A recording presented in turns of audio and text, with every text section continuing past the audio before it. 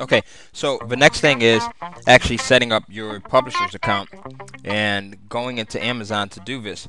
Now, setting up your account is one of the easiest things that you can do, and I encourage you to do this ASAP, like immediately, just to get the momentum started, um, and to get that energy going. In fact, let's go over to Amazon and I'll walk you through the entire process. So you want to go to kdp.amazon.com, kdp.amazon.com, and let me just switch over to my browser here, and there we go. So KDP is in Kindle Direct Publishing.com, and you're going to click on the button that says sign up here. And there's a lot of cool things here that you can do on this page. But for now, let's go in.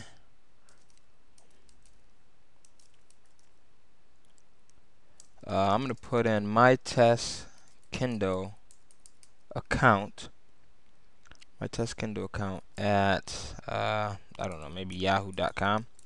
And I'm just making this up, so just to show you how easy it is. So you enter your email address. Let's see. Oh, I'm sorry. I am a new customer. So you enter your email address, select I am a new customer, and then sign in using our secure server. Then it's going to ask you for your name. All right? You put in your actual name. You put in your actual email address.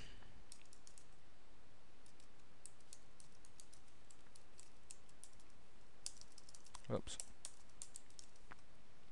Then you put in your password. And I suggest making your password something that is pretty secure, because unfortunately, once you enter your payment information here, if someone gets access to your password, they can go in and change it, and you don't want anyone changing your payment information, especially when once you start getting some nice payments in. So make sure that your password is something that's pretty secure and that you also do not forget. All right, so write it down somewhere.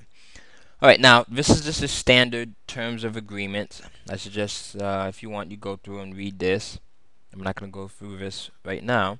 You can even print it out. Okay, select agree,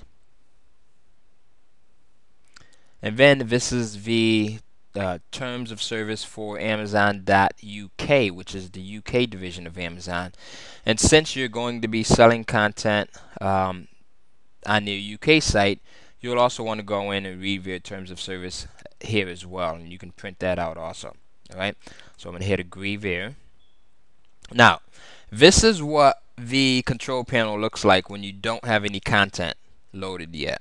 All right, and we're going to come back to this section and I'll show you how to upload content. But for now, what I want you to do is I want you to come over here to this link and click test Kindle account, and it's going to say your name up here.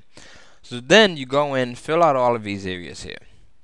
Put your full name or your company name, your country. And the cool thing about publishing to Kindle is you can literally be in almost any country on the planet and still publish content. How cool is that?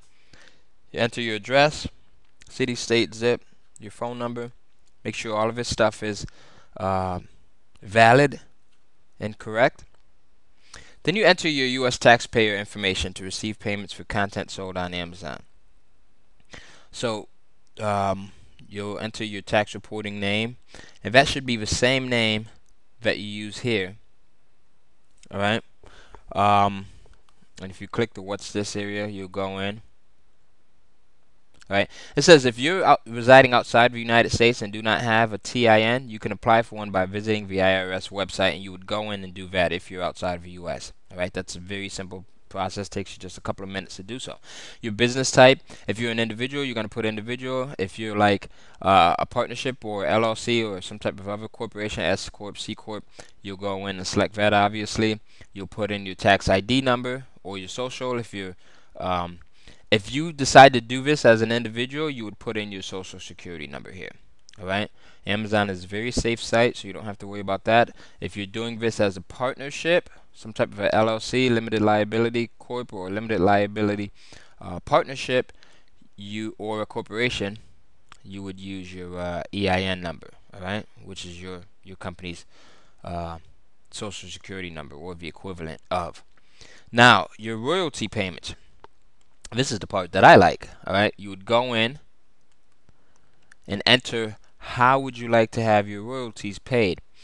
Now, to be honest with you, you want to put some thought into this. Now, with Amazon.com, this is the US version of Amazon. So for all of your sales that are made on the US side as well as the Canadian side, you will be required to make at least a minimum of $100 in royalties before you receive a check from Amazon. Okay, so again, you would be required to at least accumulate a minimum of $100 in royalties before you receive a check from Amazon. The other option is EFT, which is an electronic funds transfer. All right. With this option, you will receive payment from Amazon even if you received only just a small amount of royalty. So their minimum threshold here is just $10. You see that? So there's a difference. $100 with check is the minimum, and then $10 by EFT. Initially, when I first set up my account, I had the check option set because I wanted to, I just wanted to get checks in, you know, so that I can show people what was taking place and how much of an income source Amazon could be, especially publishing to Kindle. I would, if I started all over again, I would go with the electronic funds deposit for several reasons. Number one, you receive your payment a lot quicker, by about 4 or 5 days actually. So you usually receive it around the first of the month, first or second, when you're going for this option, and it's electronically deposited to your banking account, your checking account or your savings account. The other thing is, when you receive a check, it takes about 5 additional days. So by check, you won't get your payment until like the 5th or 6th of the month. Alright, so weigh your options there and see which one best suits you. Currency type, you want to select US, alright, for this, alright, and that's actually the only option, whether you go with the check or EFT. So you have to select US for that. Then you would add your bank account. This is pretty self-explanatory. You enter your bank name here, and then your account number, and then your routing number. Okay, your account number, well, your routing number, they should have switched these, because your routing number is usually the one on the left. It's usually the numbers that are on the left of your check, and then your account number is usually the numbers that are on the right of your check. Alright? And then, so for the Amazon UK option, it's pretty much the same. And for this, you can do the same thing. Now, I made the mistake, and I'll tell you why I made the mistake of selecting check again, because when I first started, because I had check set here. So I said, you know, I got check set here, let me have check set here. Didn't occur to me initially that, you know, once this thing got up and running, I'm going to be getting some pretty nice sized checks, right? From the sales of my from the sales of my content that's sold on the UK site. The thing is, most banks charge a pretty hefty fee to cash a check from the UK.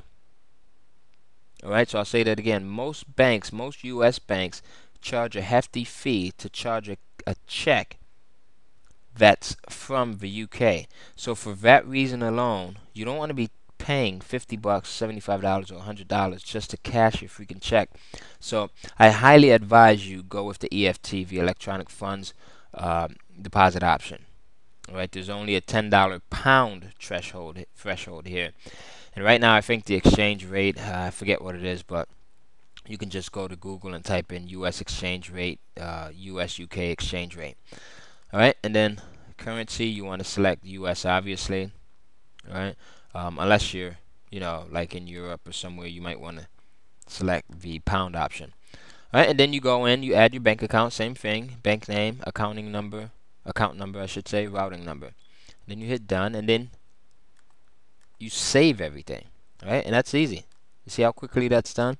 Alright, also go in and read all of this stuff here. Alright, I'm not gonna go through it right now because this is just FAQs, and if you have any questions about will you be charged, there's no sign up fee, there's no cost for publishing or signing up to Kindle.